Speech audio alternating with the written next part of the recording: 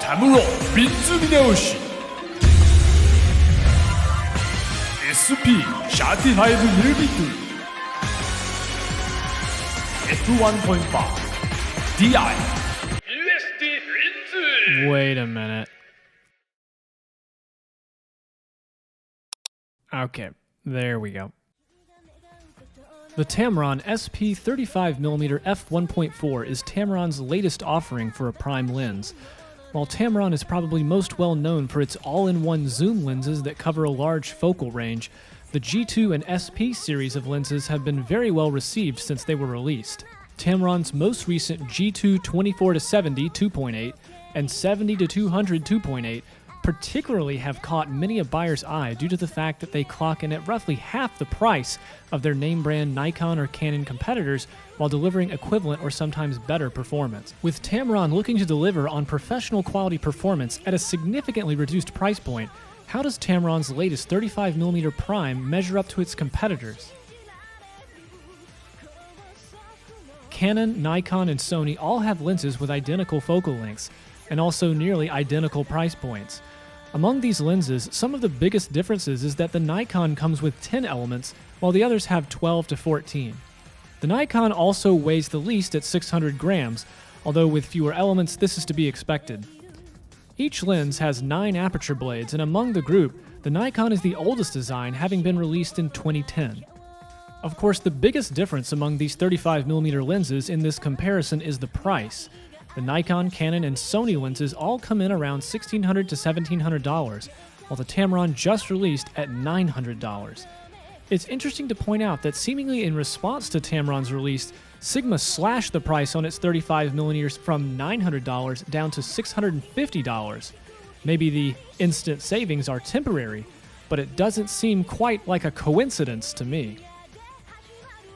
As it regards my personal experience with the lens, I found it light and easy to handle when compared to the Tamron G2 24-70mm I normally use. Like most of the G2 and SP Tamrons, the lens housing is metallic and the build quality feels very solid.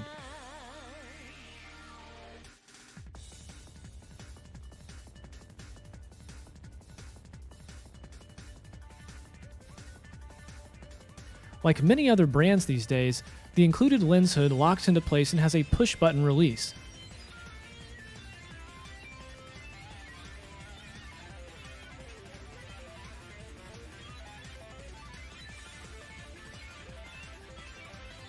There is one discrepancy as it concerns the manufacturing of the lens though, and that's exactly how much of the lens was made in Japan. Of course, the markings on the lens make it clear it was designed in Japan. Tamron does have a production plant in China, however, so this lens does come stamped with Made in China. Not all the Tamrons are like this. You can see the 24-70 is marked Made in Japan. Still, if it's something you care about, you'll probably want to pay close attention to which Tamrons are being made where. I did some test shots with the lens just walking around with my D850. Upon reviewing the pictures, I found the bokeh at 1.4 to be as smooth as advertised. Because I've been shooting almost exclusively f2.8 and above for a while, going through this exercise did remind me, while most people buying an f1.4 lens are going to shoot it at 1.4 when they can, once you start getting close to your subject, the depth of field becomes effectively razor thin, especially for hand-holding. To put that into perspective, at the minimum focus distance of about 12 inches at f1.4, your depth of field will be roughly 0.2 inches. This can create some strange effects depending on what you're shooting.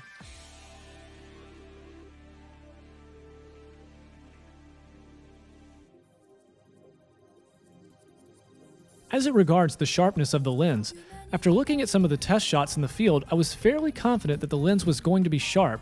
While I did not have any of the other competitor lenses on hand, I did have my 24-70 2.8. This is not a fair comparison by any means, but I think it should show you the drastic difference in sharpness of a high-quality prime versus a zoom built by the same manufacturer of equal quality.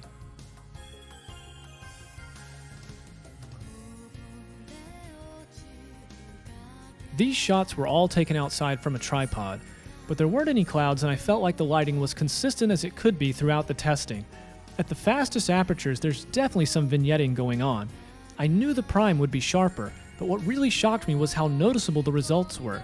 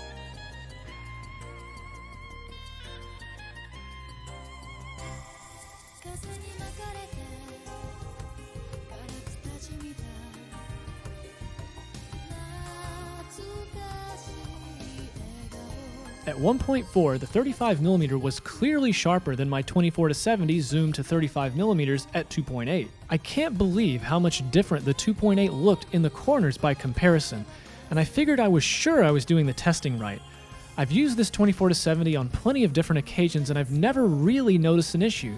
But then, precise edge-to-edge sharpness isn't always something that gets noticed in your typical photograph. Of course, I know these tests don't always translate well to YouTube with video compression and whatnot, but hopefully you can get an idea from seeing these.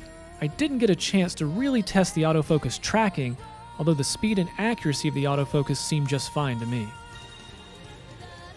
I also took some test shots to check out the bokeh. You can see them here, and wide open there's definitely some coma at the edges, but from what I know this is to be expected with running this wide.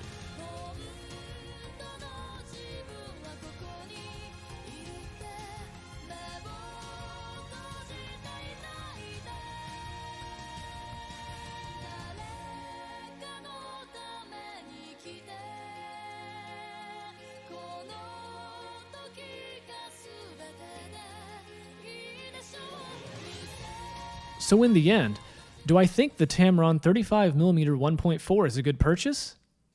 Well, I bought it, so yeah.